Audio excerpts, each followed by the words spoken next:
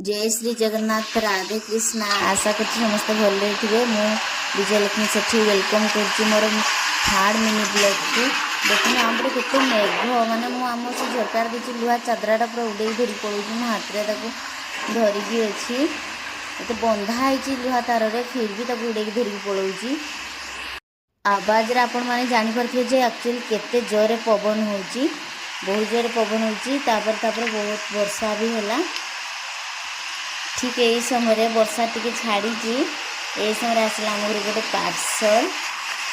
parcel कहले जड़े आमको पठे एम सांग जगमनपुर मो नणंदर फास्ट पोस्टिंग तेलकोई ब्लॉक रे होता तो सेठी मैंने भाई भाई दिजन जाक रोते से फ्रेंडशिप आरंभ होता है पर्यंत भलरे चलती भाई प्रत्येक वर्ष आमको आंब पठाती एथर भी आंब पठे देखो गोटे बड़ पेटी पूरा पेटी आंब पठे यही आंबर आम घर समस्ते दीवाना माने समस्ते बहुत भल पाती कहीं पूरा चीनी परिका मिठा बहुत टेस्ट लगे समस्ते बहुत भल पाती आमे समस्ते बांटी कुंटी भी खाऊ आसला माने जदि ये वीडियोटी तेलकोई ब्लॉक रो जगमनपुर गाँव बासी कहीं भी देखु ताहले सत्या भाई को शेयर करदेवे सत्या भाई ही पठे आम परिवार तरफ बहुत बहुत धन्यवाद आपन को भाई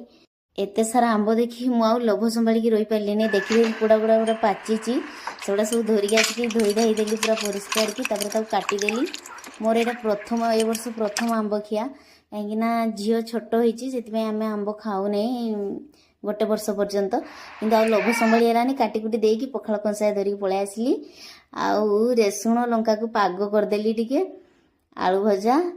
झुडंग भजा आउ आंब सहित पूरा मजा नेली बहुत टेस्टी लगिला आंब तो माने एकदम बहुत टेस्टी पूरा मजा आसीगला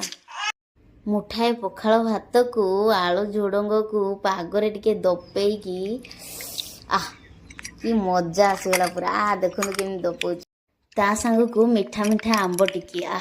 पूरा मजा आसीगला मेघुआ पाग को पखाल भात आंब खाई जदि टाकू न सुसिल तार कौन मजा ही नहीं आंबर पूरा आत्मा शांति मन शांति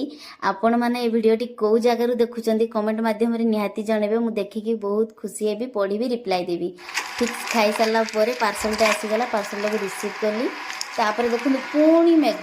आपण मान गोटे पाग केमती अच्छी कमेंट मध्यम जनइबे मु खाली वीडियो एडिट बोली अनैली ना पखाल को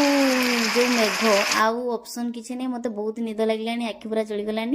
वीडियोटी शेष पर्यंत देखि बहुत बहुत धन्यवाद रही टाटा बाय बाय जय श्री जगन्नाथ सर्वे भवन्तु सुखी न